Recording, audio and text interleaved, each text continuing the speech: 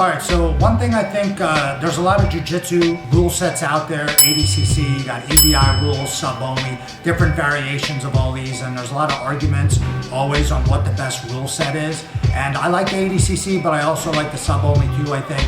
Even IBJJF, same. They all have their position in jiu-jitsu. They're all good for something.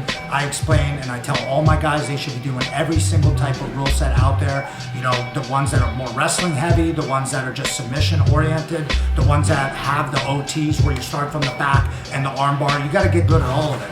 But I think out of all of those, there's one rule that these jiu-jitsu tournaments and all the events are missing, and I haven't figured out how to exactly put it into sub only yet, but I believe that we will, is the push-out rule. And it's in freestyle wrestling. If you watch the Olympics or you watch freestyle, if a guy gets pushed out of the circle, they lose a point. So maybe in point situations, like in the ADCC rules that they came up with for the UFC Fight Pass Invitational, they should really have a push-out rule. They have literally got, or a running out rule, either way.